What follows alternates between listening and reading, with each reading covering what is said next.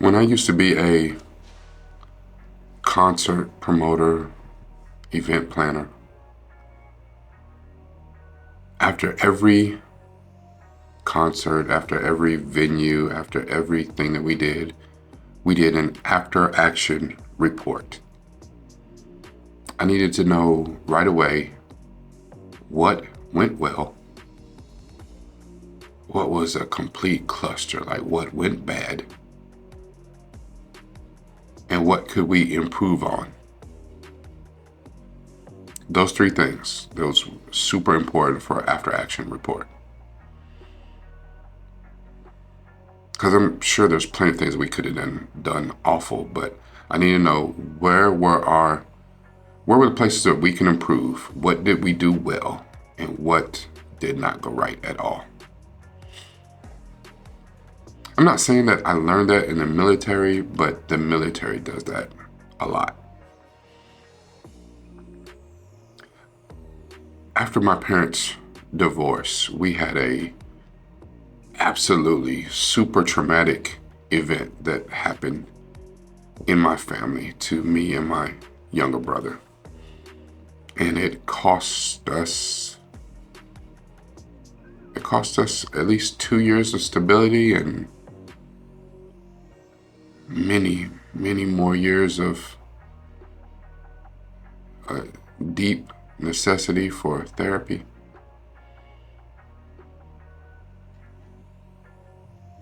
But until I started therapy, there was no after action report.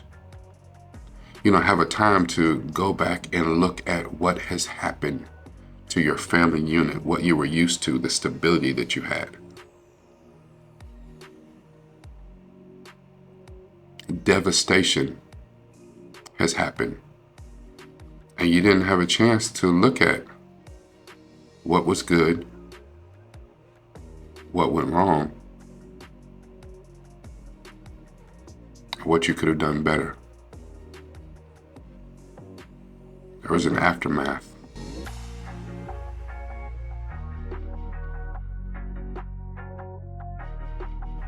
Hello, Governor. This is Rakai Steed, new from the Ville. I'm here to talk about episode 4 of Adolescence. Now, if you've seen my other 3 media therapy deep dives, you know that even though I say I don't want to do a long recap, I've ended up doing kind of one anyway and kind of explain my thought process as we go through it. So let's get started. And if I didn't say it before, if you go into the description, check the reaction that Centel and I did and our discussion afterward of each one of these episodes. We're now talking about 13 months after the murder, and Jamie is now awaiting trial. Today is Eddie, Jamie's father. Today is his 50th birthday. His daughter comes in to tell him that someone spray painted something on the side of his van. Now, it's a word that I was not familiar with, but from what people in the chat and the Discord told us, was that it was a word accusing someone of being a pedophile.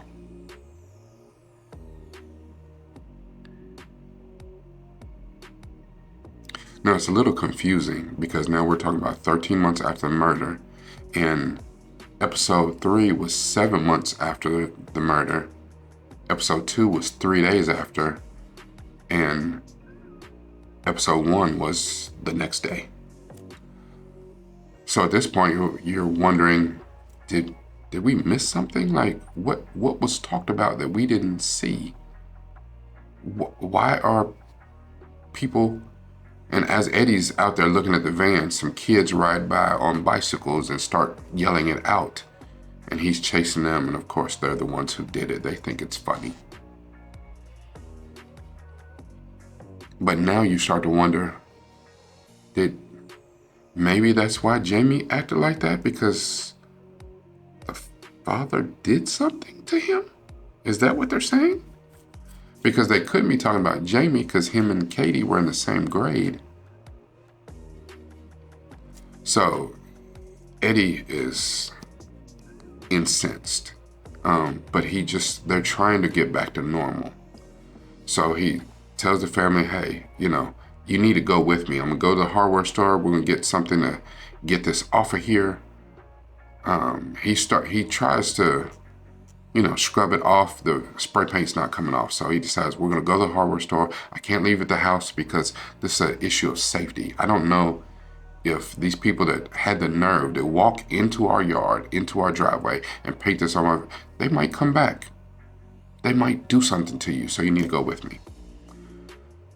So he's trying to stay positive. He's trying not to get pissed. He gets to the store. The first little guy he talks to says, hey, there's nothing like that. You're probably going to have to paint it. Go talk to this other dude. He goes to talk to the other dude. The other dude's like, wait, I know who you are. And the kid begins to tell him about all the incel stuff that he's been online, and he's believes this and believes that, and that he's on Jamie's side, that Jamie should be good because he believes in Jamie because Jamie's one of them. This obviously throws the father for a loop, and he's just like, listen, just let me get the paint. I just want to paint over it. I just want it to be gone. Well, when he goes outside, back to the van, the kids on the bicycles that rode past the house earlier and some more of their friends are outside the hardware store. And Eddie goes the hell off because he's like, y'all trying to punk me? Y'all think I'm some little beat? And he runs over to one of them little boys and jacks him up and throws him down off the bicycle and threatens him and, tells him, you got to leave people alone. You don't know what they're going through. But he lets him go. Now, at first, you could be like, there it is. There it is. That's where Jamie gets it from. But that's not even nearly the same. And you might think that it's a harmless prank by some kids. They spray painted one of the worst things that you could put on the side of his van. Call that man a pedo. What he look like, Drake? You put it on the side of his van. He's incensed. How dare you? This ain't no joke. It ain't a game. But all he did was jack the boy up, grabbed him by his shirt, by his little jacket. He didn't strike the boy. He let him go. That is not nearly the same as what Jamie did. Not at all. Because who doesn't get angry? And maybe, you have never felt the compulsory need to put your hands on somebody, to jack them up. Maybe even you might have never been in a fight. And I understand, for a person who's never been in a fight, this is a whole different realm for you, because as far as you can tell in your mind, there's no need for that. But sometimes you do have to stand 10 toes down. Sometimes you have to stand your ground. Because even though he's an adult, he's turning 50, these kids are bullying him in a sense. And he's like, I'm not going for it. You picked the wrong one on my birthday. Because Eddie got so pissed, he just took the can of paint. He was going to go home and paint it over. But he's so pissed, he wants it gone now. And he just throws the paint on the truck. And now it looks awful. But most of the work is gone, so you can't really see it. But it looks crazy. And he's clearly had a moment. On the way home, Jamie calls him from the prison, from where he's at. Jamie sent a card to him today from the prison where he drew his father's face and wrote some very nice words in there to him to wish him happy birthday. So Jamie called to make sure that he got it, and they got it. And the father is not telling him about the incident, what's going on, the devastation, the aftermath of what has happened to their family dealing with what Jamie did. Because the way that public would treat it is, well, if Jamie did something that egregious, then there must be something wrong with the rest of you too. He's not just a lone wolf who just had a bad day, a bad moment, and did one of the worst acts that you could ever do. Murdered someone. So the family is getting it relentlessly because they are the family, the sister, the father, the mother of this heinous little boy that we see in the news. What that has to do with them, I don't know. But that's how culturally, that's how society will turn on you in the drop of a dime. The people that you've known all your life, they've come over into your backyard at barbecues. You watched their kids, they babysat your kids. Once something like that comes about negative about someone in your family, not even you, it could be you, but not even you, then you have to circle the wagons. You have to protect your family because the rest of them, they turn on you. Like they didn't know you at all. Jamie tells his parents and his sister who are in a van on the way home that he's going to change his plea to guilty.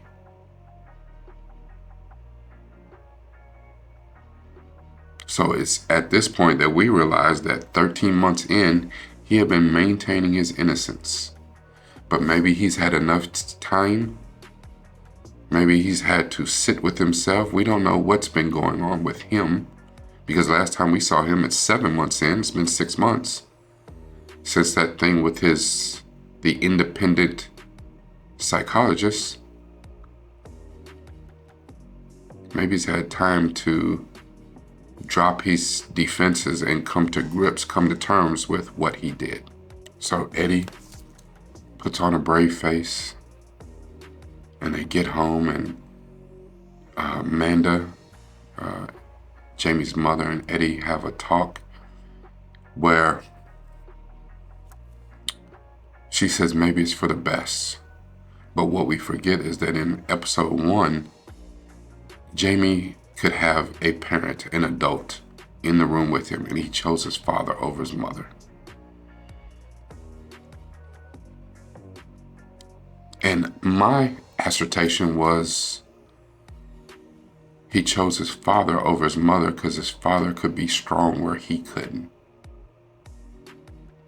You know, your mother is going to be doting,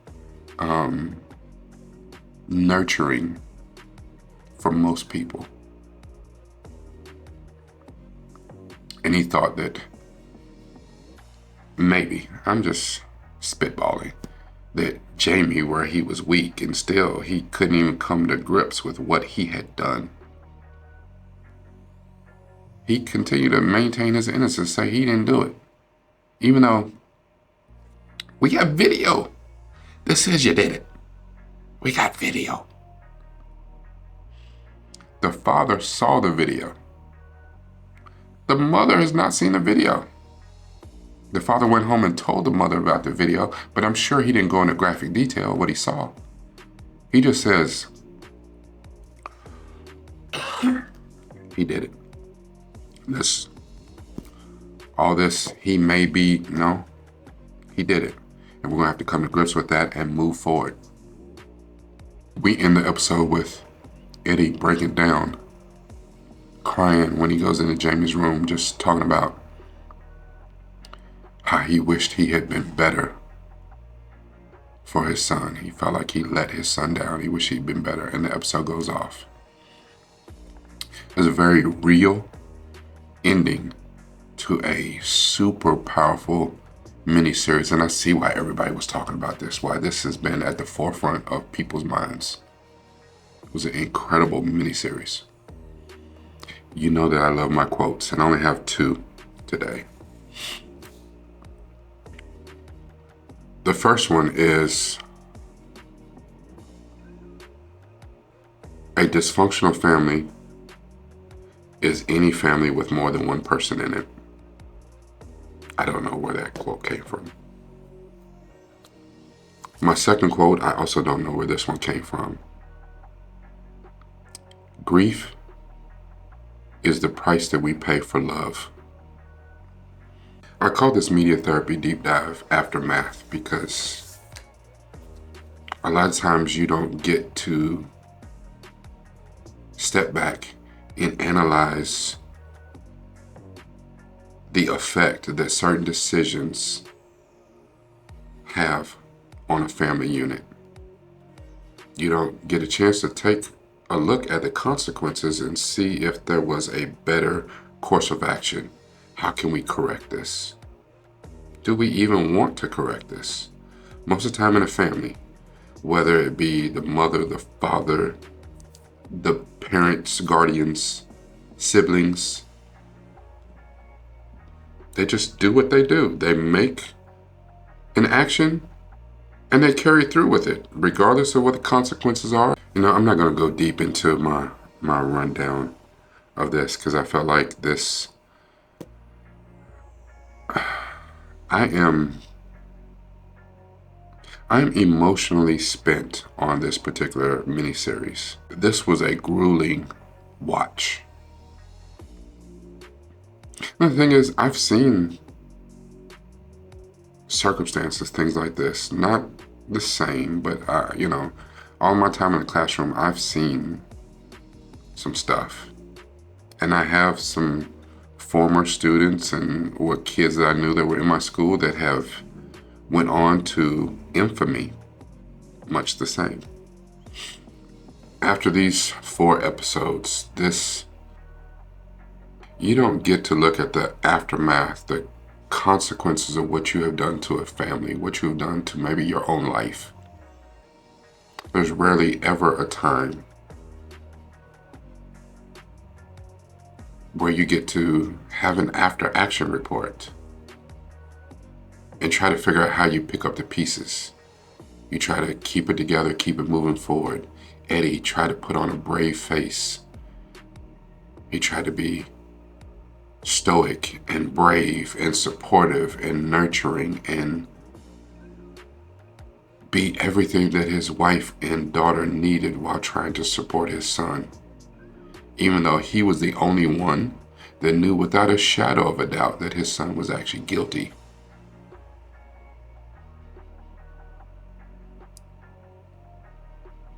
And when he heard his son say that he had come to grips with what he had done, or maybe given up on trying to pretend, or the breakthrough in his mind that said, yes, I did what they say I did. It broke him because in that moment, in my estimation, he realized that he failed his son. And that is a devastating conclusion to come to for a father.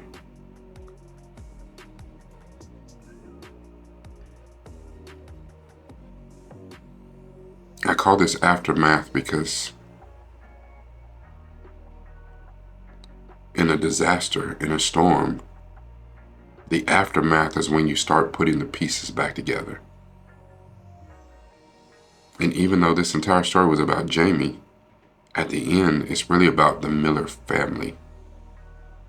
Jamie's now going to have to suffer the consequences for what he did.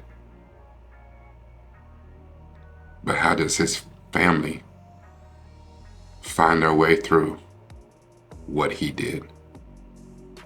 This is Rakai Steed, New from the Ville.